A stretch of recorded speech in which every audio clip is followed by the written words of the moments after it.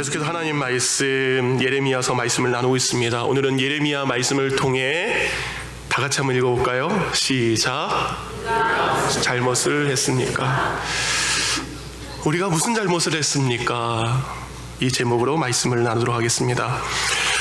톨스토이의 단편 작품을 보면 돌과 두 여인이라는 단편 소설이 나오게 됩니다. 돌과 두 여인, 책을 보면 이런 내용이 나옵니다. 두 여인이요, 아주 덕망이 높은 한 노인분을 찾아가서 가르침을 받고자 합니다. 가르침을 받고자 찾아온 두 여인에게 이 노인분은 똑같은 질문을 합니다. 이런 질문을 해요.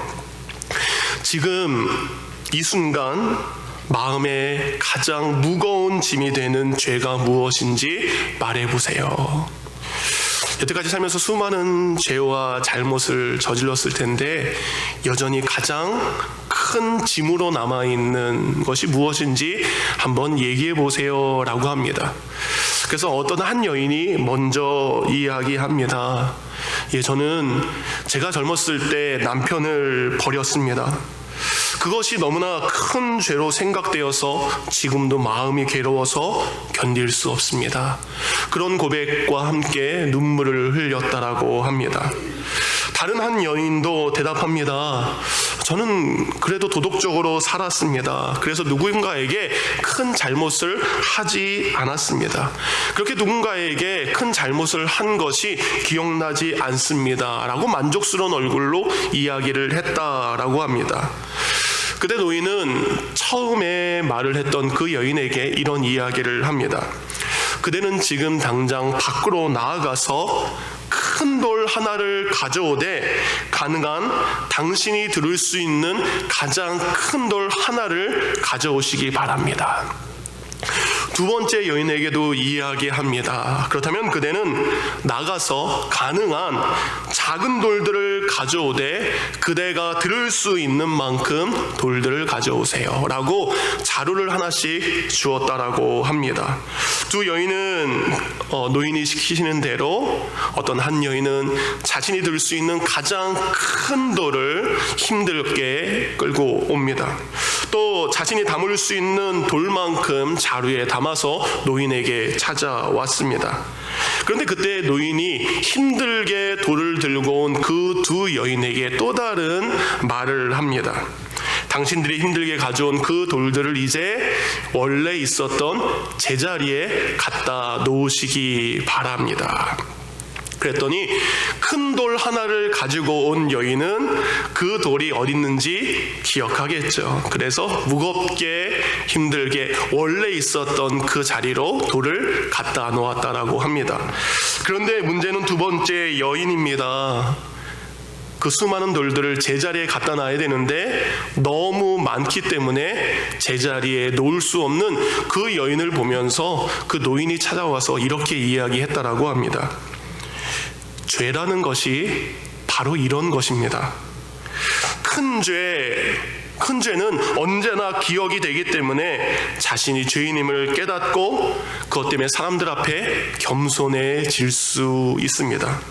그런데 우리가 짓는 작은 죄는 너무나 속히 너무나 빨리 잊어버리기에 자기가 죄가 없는 줄로 착각하고 다른 사람들을 비방하고 그리고 다른 사람들을 멸시하기 때문에 오히려 그가 더 큰 죄를 더 큰 잘못에 빠지게 됩니다 라는 내용이 바로 돌과 두 여인에 나온 작품에 나온 이야기입니다. 여러분은 어떻습니까? 큰 죄라고 생각하는 것들을 우리가 잘못을 합니다. 정말로 큰 죄이기 때문에 반성도 합니다. 그리고 겸손하게 살고자 합니다. 그런데 삶 속에서 범하는 참 작은 죄들이 있어요. 삶 속에서 저지르는 아주 잘못된 우리 잘못들이 있음에도 불구하고 그것을 때로는 잘못으로 우리는 받아들이지 않습니다. 그것이 잘못이지만 잘못인 것으로 깨닫지도 못합니다. 그리고 그것이 잘못으로 인정하지 않을 때도 너무나 많습니다. 예를 들어서 이런 겁니다, 여러분. 제가 올해를 시작하면서 이 설교 시간과 그리고 광고 시간마다 여러분에게 꼭 말씀드리는 게 한 가지가 있습니다. 뭘까요? 말씀 순종 153. 지겹다 싶을 정도로. 어느 분은 제가 그 얘기할 때 딴 데 보세요. 여러분, 말씀 순종 153은 이거죠. 베드로가 자신의 방법과 자신의 힘을 의지해서 밤새도록 그물을 던졌지만 그는 빈 그물만 올리게 되었죠.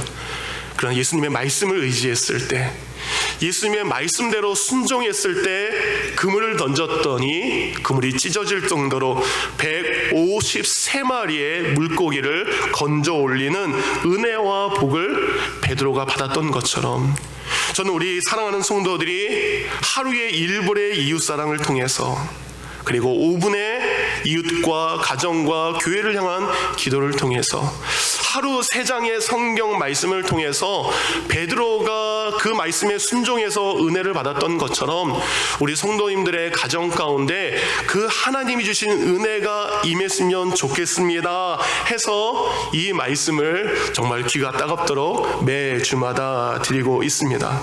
그렇다면 여러분에게 한번 묻습니다. 지난 한 주일 동안 여러분은 말씀 순종 153에 얼마나 여러분 순종하셨습니까?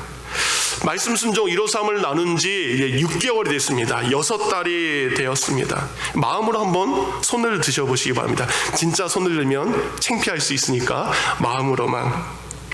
지난 6개월 동안 이웃사랑을 위해서 매일같이 1불, 일주일이면 7불, 한 달이면 30불 정도 되는 그 사랑의 나눔, 그 사랑의 헌신을 여러분 한번 하셨습니까? 제가 오늘 주보를 한번 봤습니다. 지난주에 항상 주보에 나와요. 두 랩돈 헌금이라고 저희가 했죠. 지난주에 두 랩돈 헌금이 자그만치 7불이나 나왔습니다. 우리 성도님들이 1부, 2부에 합쳐서 꽤 많은데 7불이라는 거금이 나왔습니다. 여러분, 가족과 이웃을 위해서 정말 지난 한 주간 동안 한 번이라도 5분 이상의 기도에 동참해 보신 적이 있습니까? 여러분, 믿는 사람에게 가장 기본은요, 말씀 묵상입니다. 하루 3장의 성경 읽는 거 지난주에 하셨습니까? 그리고 하고 계십니까? 말씀 순종 153이라는 것은 여러분, 우리가 경건에 이르는 믿음의 훈련의 가장 기본이 되는 겁니다. 경건한 그리스도인이 되기 위해서, 바른 그리스도인이 되기 위해서 해야 될 것들이 말씀과 기도와 이웃사랑입니다. 그런데 우리가 기도하지 않는 그리스도인이라면, 말씀을 멀리하는 그리스도인이라면, 이웃사랑을 외면하는 그리스도인이라면 우리는 그를 향해서 건강한 그리스도인이라고 결코 말할 수 없습니다. 여러분이 매주 올 때마다 말씀 순종 153을 들으셨음에도 불구하고 순종하지 못하는 것, 아니면 순종을 안 하는 것, 불순종하는 것, 여러 가지의 일들이 있을 수 있습니다. 잊어버려서 안 할 수도 있죠. 생각이 안 나서 못할 수도 있습니다. 그게 그렇게 중요한지 몰라서 못할 수도 있습니다. 일부러 했건 일부러 하지 않았건 어쨌든 우리가 그 모든 것을 행하고 있다면 우리는 지금 잘하고 있는 걸까요? 아니면 하나님 앞에 잘못하고 있는 걸까요? 이 모든 일을 행하지 않는 것이 만약에 잘못된 것이라면 그 잘못된 일을 왜 우리가 하고 있습니까? 그것은 분명 죄가 된다는 사실을 알면서도 여전히 우리는 그것에 순종하지 못합니다. 여러분에게 한번 이런 질문을 던져보고 싶었습니다. 말씀 순종 153 중에 기도가 있죠. 기도하지 않는 것, 기도하지 않으면 기도하지 않는 것이 죄가 될까요? 죄가 되지 않을까요? 기도 안 할 수도 있지. 그것을 가지고 죄라고 성경이 이야기할까? 죄일까요? 죄가 아닐까요? 제 얘기가 아니라 성경의 말씀 읽어드립니다. 사무엘상 12장 23절, 나는 너희를 위하여 기도하기를 쉬는 죄를 여호와 앞에 결단코 범하지 아니하고 선하고 의로운 길을 너희에게 가르칠 것이라. 곧 선하고 의로운 길을 가르치지 않는 것, 선하고 의로운 길로 가지 않는 것도 잘못이고 죄이지만 우리가 여호와 하나님 앞에 기도하는 것을 쉬는 것도 성경은 하나님 앞에 죄를 범하는 것이라고 성경은 분명히 말씀을 하고 있습니다. 여러분, 왜 기도하지 않는 것이 죄가 될까요? 우리가 기도를 쉬는 것은 우리가 하나님의 도움 없이 살 수 있다는 겁니다. 하나님의 은혜 없이도 살 수 있다라는 영적인 교만이 우리에게 있기 때문에 우리는 기도하지 않는 것입니다. 여러분, 기도를 쉬는 사람은 하나님과의 영적인 호흡이 끊겨진 사람입니다. 영적인 호흡이 끊겨졌기 때문에 그는 영은 죽고 이제는 육체가 원하는 대로 살아가는 사람이 되죠. 영이 원하는 것은 신령한 길로 인도하지만 육체가 원하는 길은 우리로 하여금 죄 짓는 길로 우리를 인도합니다. 그만큼 기도가 어려운 것 같아요. 그래서 교회의 모임을 보면 여러분, 밥을 먹는 모임에는 사람이 늘 많습니다.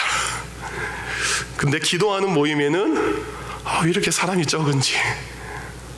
여러분, 우리가 주님 앞에 육을 살리기 위한 음식을 먹는다면 영을 살리기 위한 기도도 우리가 쉬지 않아야 됩니다. 두 번째, 여러분에게 묻습니다. 우리가 말씀을 읽지 않습니다. 말씀을 읽지 않는 것도 죄가 될까요? 죄가 되지 않을까요? 제가 여러분에게 말하는 것보다 성경 말씀을 한번 읽어드릴 테니까 한번 듣고 그렇구나 한번 생각해 보시기 바랍니다. 베드로전서 2장 1절과 2절 현대인의 성경으로 읽어드리겠습니다. 그러므로 여러분은 모든 악한 생각과 속임수와 위선과 시기와 온갖 비방을 버리고 갓난 아이들처럼 순수한 말씀의 젖을 사모하십시오. 그러면 여러분의 신앙이 자라 구원을 받게 될 것입니다. 갓난 아이들이 어머니의 젖을 사모하는 것처럼 바른 그리스도인이라면 하나님께서 우리에게 주신 신령한 젖을 우리가 먹어야 됩니다. 그것을 먹어야 건강하게 자라서 구원에 합당한 열매들이 삶에 이루어지게 됩니다. 그런데 그 신령한 젖을 먹지 않는 사람들은 무엇이 가득하냐? 악한 생각, 속임수, 위선, 시기, 온갖 비방이 가득하다고 이야기합니다. 여러분, 요즘에는 말씀을 읽는 것도 가까이 하는 것도 바른 방법이 필요한 시대에 우리는 살고 있습니다. 시대가 변하면서요, 많은 분들이 성경 자체를 읽지 않습니다. 성경을 읽지 않고 성경에 관한 인터넷의 글은 읽습니다. 성경에 관한 유튜브의 동영상은 봅니다. 성경에 관한 찬양을 듣기는 합니다. 근데 정작 말씀 자체는 읽지 않습니다. 이건 바로 이런 거예요. 하나님께서 우리에게 참 좋은 음식들을 주셨습니다. 우리는 그 온갖 좋은 채소와 과일과 고기들을 입으로 먹어서 소화시켜서 필요한 영양분들을 우리는 공급받게 됩니다. 근데 어떤 사람들은요, 성경을 읽지 않고 성경에 관한 것들만 보는 사람은 영양분만 먹는 사람이에요. 곧 알약만 먹는 사람입니다. 비타민만 먹고 철분만 먹고 칼슘만 먹고 살아가는 사람의 모습과 같습니다. 하나님께서 우리에게 좋은 귀한 말씀을 주셨습니다. 이 말씀을 통해 여러분의 필요한 영양분들이 공급되기를 원합니다. 여러분, 우리 교회에 말씀을 읽는 참 유익한 모임이 있죠. 아까 얘기했던 것처럼 화요일 저녁 8시에 우리 성경 통독을 합니다. 주일날 1시 15분에 합니다. 2시 30분에 합니다. 처음에는 많은 분들이 시작했다가 점점 떨어져 가고 있습니다.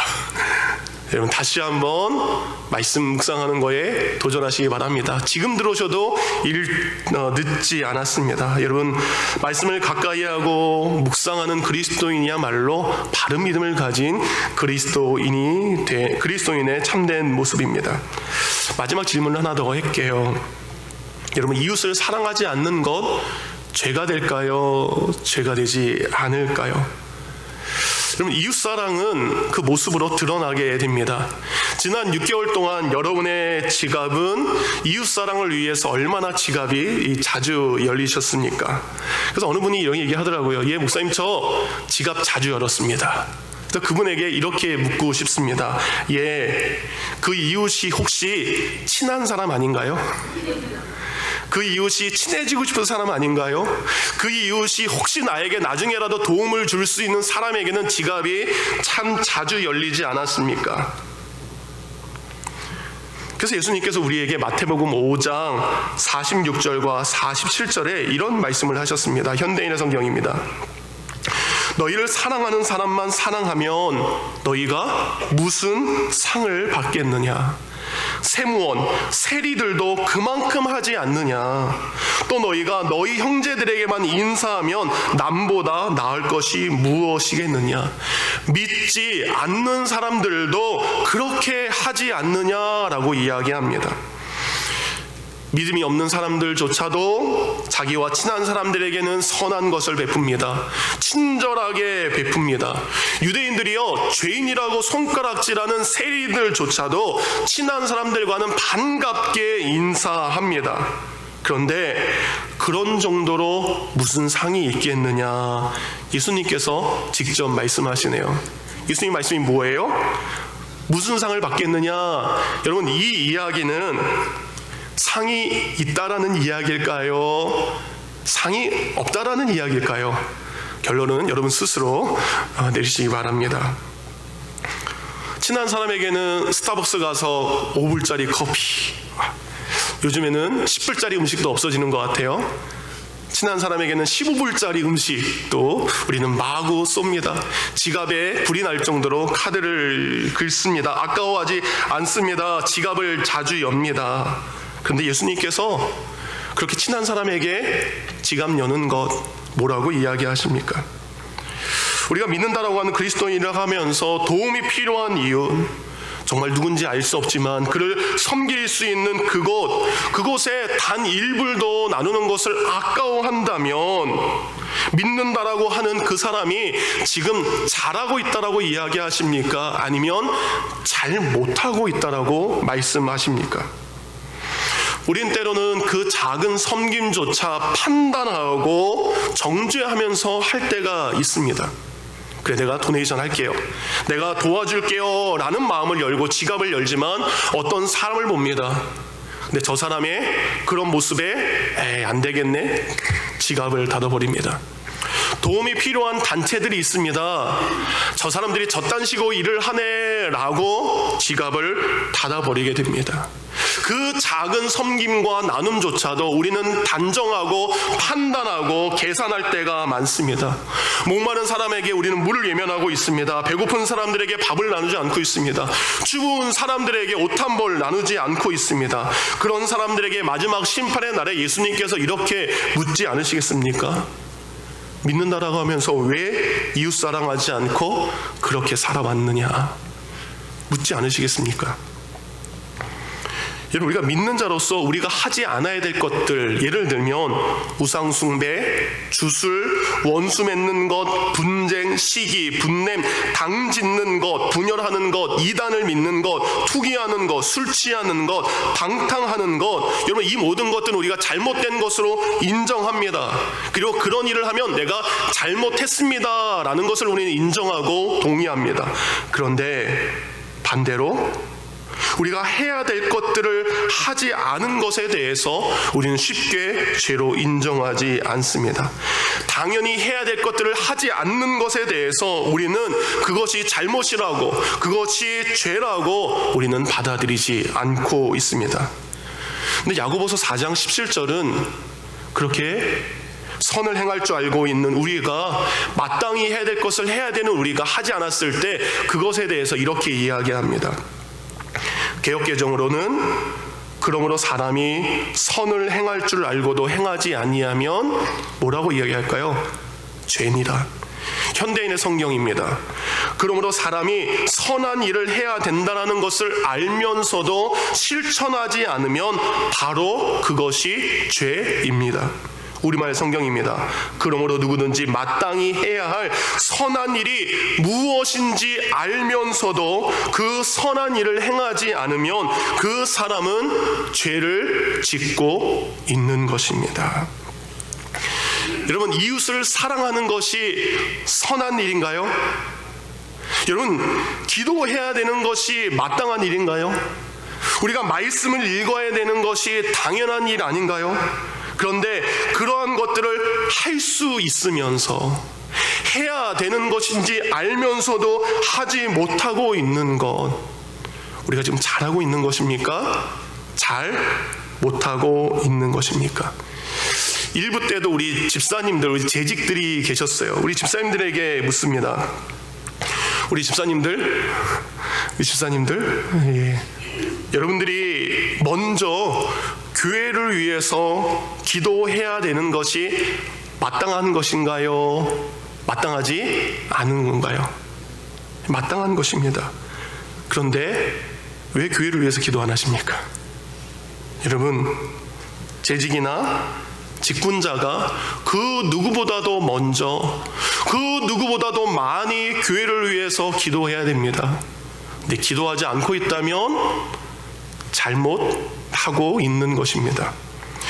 여기에 우리 아까 수고했던 우리 찬양팀도 있고요, 우리 성가대도 있고요, 일부엔 우리 교사들도 있습니다. 또 여러분에게도 묻습니다. 여러분, 예배 드리는 것이 선한 것입니까? 악한 것입니까? 예배 드리는 것은 믿는 자로서 마땅히 해야 될 일인가요? 아닌가요? 마땅한 일입니다. 그런데 믿는 자로서 마땅히, 그리고 당연히 드려야 되는 것이 예배입니다. 그런데 여러분이 묻습니다. 왜 예배를 소홀하게 생각하십니까? 우리 직장 다니시는 분들에게는 출근 시간이 있습니다.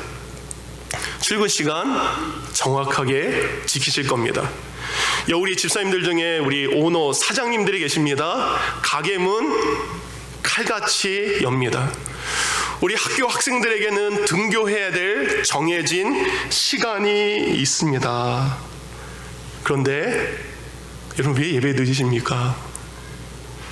여러분, 예배를 드리는 것은 참 귀한 일입니다. 그래서 온전하게 저희가 예배를 드려야 됩니다. 온전하게 예배를 드린다는 것은 처음과 끝이라는 겁니다. 물론 여러 가지 사정이 있겠지만 예배의 시작과 예배의 끝은 여러분이 온전하게 하나님께 드려야 되는 일입니다. 여러분, 주일날 친교 준비하는 일 중요하지만 예배를 드리는 것보다는 중요하지 않습니다. 우리가 친교를 준비하는 것도 섬기는 일이지만 그거보다 더 중요한 것은 예배를 온전하게 드리는 것입니다. 우리가 온전히 신령과 진정을 하나님께 예배를 예배답게 드리지 않는다면 잘하고 있는 것입니까? 잘못하고 있는 것입니까? 우리 사랑하는 성도님들, 우리가 성경을 가까이 하는 것 할 수 있는 일인가요? 할 수 없는 일인가요? 우리는 화장실에 갈 때도 전화기를 들고 갑니다. 우리는 운전하다가도 빨간불이 있으면 핸드폰을 꺼내서 카톡을 보든지 무엇을 보든지 그 잠깐의 짬을 이용해서 무엇인가를 합니다. 그런데 24시간 중에 하루 3장 성경 읽는 거 5분에서 길면 10분이면 됩니다. 그 잠깐의 헌신도 하고 있지 못하면 우리 지금 잘 믿고 있는 겁니까? 잘 못 믿고 있는 것입니까? 우리 예레미야를 볼 때마다 유대인들은 지금 어떻습니까? 그들 나름대로 나는 신앙생활 잘하고 있다, 나는 지금 하나님 잘 믿고 있다라고 그들이 착각하고 있는 것처럼 나도 이 시간 예배 드리고 있기 때문에 우리도 잘 믿고 있는 것처럼 착각하고 있는 것은 아닙니까? 저희가 계속해서 예레미야서를 보고 있는데 오늘 본문을 여러분이 좀 쉽게 이해하라고 현대인의 성경으로 읽어드렸습니다. 네, 여러분, 거기에 보면 이제 하나님께서 남유다 백성들이 지금까지는 너무나 당연하게 해왔던 것들에 대해서 그거 하지 말아라, 그것도 하지 마, 거기도 하지 마라는 금지의 명령이 나오기 시작합니다. 무엇을 금지시켰습니까? 결혼해서 자녀를 낳지 마라.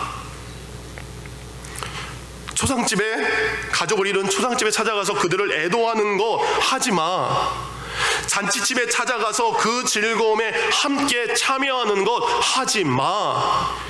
예수님께서 당연하게 그들이 누렸던 것에 대해서 이제는 금지시킵니다. 그러니까 남유다 백성들이 하나님을 향해서 어떻게 해요? 항의합니다.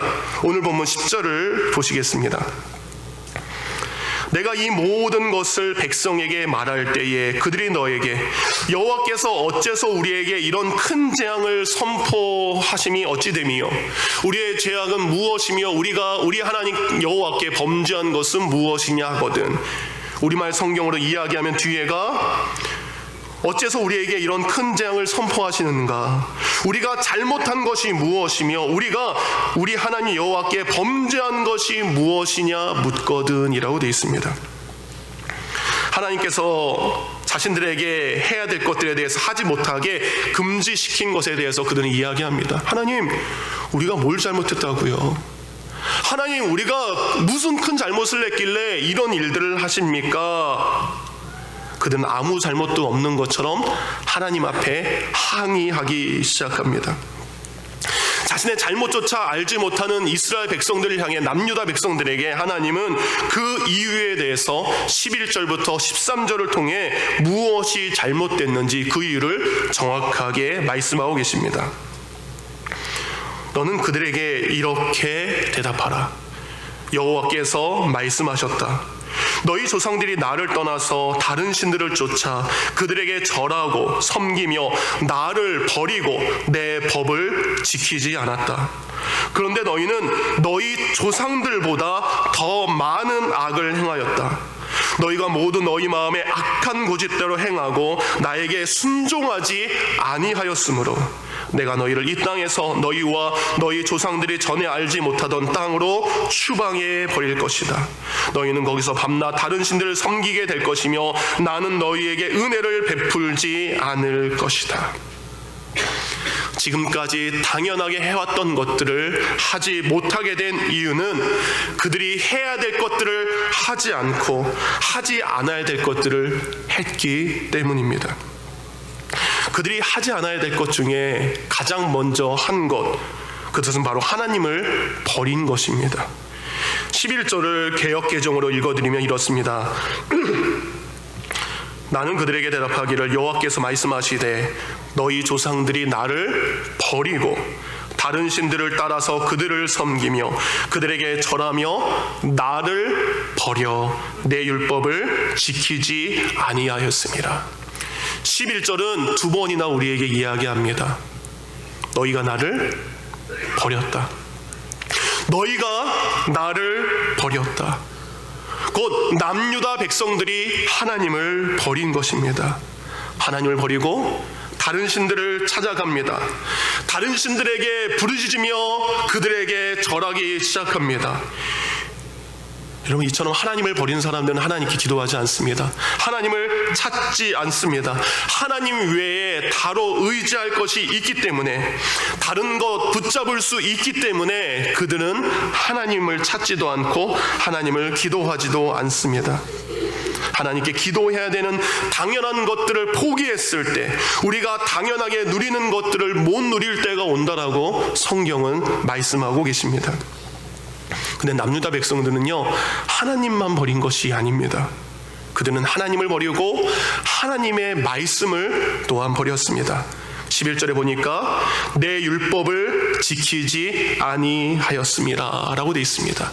내 법을 지키지 아니하였음이라. 그들은 우리가 지금 하나님의 말씀을 잊고 사는 것처럼 하나님의 말씀을 잊습니다. 하나님을 지키지 않습니다. 그 말씀을 지키지 않습니다. 그래서 그동안 그들 가운데 당연한 기쁨, 당연한 감사, 하나님의 당연한 위로가 그들을 떠난 것을 알 수 있습니다. 여러분, 말씀을 떠나면 감사도 떠나게 됩니다. 말씀을 떠나면 기쁨이 사라지게 됩니다. 말씀을 떠나게 되면 하나님의 위로를 우리가 받을 수 없습니다. 하나님께 기도하지도 않고요, 하나님의 말씀을 버리고 그들은 또 이런 행동을 합니다. 그들 조상들, 그들 조상이 하나님을 버린 것보다, 그들 조상이 하나님의 말씀을 버린 것보다, 그들은 그들의 조상이 행했던 악행보다 더욱 큰 악행을 행하기 때문에 하나님의 진노와 심판 아래에 놓이게 됩니다. 우리가 예레미야서를 읽다 보면 이스라엘 백성들이 얼마나 잘못한 악행을 했는지 쭉 나옵니다. 예레미야 2장 7절입니다. 관리들은 나에게 반역하고 선지자들은 바알의 이름으로 예언하고 무익한 것을 따랐습니다. 5장 1절, 예루살렘에 정의를 행하고 진리를 구하는 자가 한 사람도 없구나 라고 이야기합니다. 5장 28절입니다. 자기 이익을 위해서 거짓으로 재판하고 남의 것을 빼앗는 것을 너희가 서슴지 않고 있구나. 6장 10절, 이 말씀이 충격입니다. 하나님의 말씀을 그들이 욕으로 여겨 듣지 않는구나. 하나님의 말씀을 뭐로 여겨요? 욕 듣는 걸로 생각했대요. 7장 6절입니다. 보호하고 섬겨야 될 고아와 과부와 이방인들, 오히려 그들을 압제하고 그리고 무죄한 자의 피를 흘리는 것이 그들의 모습이었습니다. 11장 8절에 보면 각각 그 악한 마음에 완악한 대로 행했다. 마음에 있는 것들을 사람이 행하지 않을 때가 있습니다. 근데 그 마음에 악한 것들 너무나 당연히 하는 게 그들의 모습입니다. 마지막 14절 10절입니다. 그들이 어그러진 길을 사랑하고 라고 되어 있습니다. 그들이 악으로 행하는 발걸음을 멈추지 않았다. 그러기에 하나님께서는 그들이 지금까지 당연하게 누려왔던 가정의 기쁨, 위로의 은혜, 그리고 즐거움에 참여하는 그 모든 것들을 우리 하나님은 거두어 가시는 겁니다. 여러분 잊지 마시기 바랍니다. 하나님을 떠난 백성, 참된 가정과 그 생명의 은혜를 우리는 얻을 수 없습니다. 히브리 말 중에요, 단어 중에요, 우리가 지금은 잘 사용하고 있는데 히브리 말에는 이 단어가 없습니다. 우리 케빈 형제 일부 때 드럼을 잘 쳤는데, 우리 케빈 형제 잠깐 일어나 보시겠어요? 우리 케빈 형제, 마틴 형제, 내가 케빈 옆에 있는 케빈 형제를 보고 마틴 형제, 우리 마틴 형제 결혼했나요, 안 했나요? 안 했죠. 결혼 안 한 사람을 뭐라고 하죠? 예, 싱글이라지만 또 다른 말로 총각이란 말입니다. 우리 총각입니다. 예, 자리에 앉아주세요. 여러분 히브리 말에 뭐가 없냐? 총각이란 말이 없습니다. 왜 총각이란 말이 없습니까? 다 결혼하는 거예요. 결혼을 안 한다는 것 자체의 개념이 없습니다. 그만큼 하나님은 가정을 사랑하십니다. 가정을 통해서 내려주시는 놀라운 은혜가 있는데 하나님께서 그들에게 결혼하지 마라 라고 이야기하시는 거예요. 곧 하나님을 떠난 가정은 삶의 축복이 될 수 없습니다. 심판이 곧 그들에게, 진노가 곧 그들에게 임할 것이기 때문입니다. 여러분, 하나님 없이는 진정한 가정의 기쁨이 없음을 우리는 잊지 말아야 됩니다. 하나님을 떠난 백성들은 큰 고통과 슬픔 가운데 위로도 받을 수 없음을 이야기합니다. 5절 말씀입니다. 여호와께서 이같이 말씀하시되 초상집에 들어가지 말라, 통곡하지 말며 그들을 위하여 애곡하지 말라. 내가 이 백성에게서 나의 평강을 빼앗고 인자와 사랑을 제하리라. 하나님의 뜻대로 살아갈 때는 하나님의 사랑과 평강과 인내를 받았습니다. 그러나 하나님을 떠났을 때는, 하나님을 잊었을 때는 하나님의 위로조차 사라지게 됨을 성경은 말씀하고 있습니다. 근데 여러분, 예레미야서 읽으면서 하나님의 놀라운, 이렇게 무서운 말을 하셨지만 그 무서운 말 가운데 하나님의 숨겨진 사랑이 있다는 것을 압니다. 이 심판, 이 진노가 언제 이루어지느냐? 이 모든 일은 그 땅에서 그때에 그들에게 이루어지는 일이라 이야기하는 거예요. 곧 영원한 금지 명령이 아닙니다. 영원한 금지 명령이면 저희 지금도 결혼 못하죠. 초상집 못 가고 잔치집 못 가죠. 이것은 한정된 명령인 것을 알 수 있습니다. 성경을 보면 2절에 보니까 이 땅에서라고 되어 있습니다. 3절 이 곳에서, 5절 이 백성에게, 6절 이 땅에서, 그리고 9절 내 목전 내 시대에 이곳에서 라고 되어 있습니다. 곧 이것은 언제 일어나느냐? 하나님을 알지 못하는 그때에, 하나님을 떠난 그 사람들에게, 그리고 하나님을 외면한 그 시대에 일어나는 일이에요. 그럼 반대로 이렇게 생각할 수 있습니다. 우리가 이곳에서 지금 예배한다면, 우리가 이때에 기도한다면, 우리가 지금 말씀에 순종한다면, 누구에게든지 이웃사랑을 하고 있다면 하나님은 가정을 통한 행복과 기쁨을 지금 우리에게 변함없이 흘려주고 계십니다. 슬픈 자의 위로가 지금도 임하게 되는 것입니다. 하나님을 떠난 사람들에게 임한 것, 하나님을 알지 못하는 사람들에게 일어난 것이 오늘 본문의 말씀입니다. 그러기에 사랑하는 성도님들, 기도하라는 말씀 앞에 우리가 기도하면, 말씀을 읽고 묵상하라는 그 말씀대로, 기록한 그 말씀대로 행하며 산다면, 내 이웃을 내 몸과 같이 사랑하는 예수님의 말씀처럼 이웃 사랑하는 그 당연한 일을 행한다면 우리는 하나님의 은혜를 경험할 수 있습니다. 말씀의 결론으로 15절 말씀을 보고 마치도록 하겠습니다. 하나님이 이렇게 이야기합니다. 이스라엘 백성을 북쪽 땅과 쫓겨난 모든 나라에서 인도해 내신 살아계신 하나님이란 말로 맹세하게 될 날이 올 것이다. 내가 그들을 그 조상들에게 준 그들의 땅으로 다시 돌아오게 하리라. 우리가 하나님을 떠나서 황폐하게 되었지만, 우리가 하나님을 외면했지만, 우리가 하나님을 다시 찾고 하나님을 만나고 하나님께 나아가고 기도를 회복하고 은혜를 회복하고 이웃사랑을 회복하면 하나님은 이야기하십니다. 내가 그 땅으로 다시 너희를 돌아오게 할 것이다. 말씀 앞에 결론입니다. 우리가 하지 않아야 될 것들을 하지 않는 것을 죄로 인정하는 것처럼, 내가 건강한 그리스도인, 바른 그리스도인이 되기 위해서 마땅히 해야 될 것들에 대해서 하지 않는 것, 그것 또한 잘못으로 생각하고 그러한 믿음의 훈련을, 믿음의 일들을 이뤄가는 귀한 성도가 되기를 주님의 이름으로 축원합니다. 이 시간 들은 말씀을 생각하며 함께 기도하도록 하겠습니다. 여러분 지금 잘하고 있습니까? 아니면 잘 못하고 있습니까? 한 예로 말씀 순종 153 한 얘기했죠. 여러분 잘하고 있습니까? 잘 못하고 있습니까? 이 시간 기도하기를 원합니다. 하나님, 내가 주님 앞에 참된 신앙을 가지고 살아가기를 원합니다.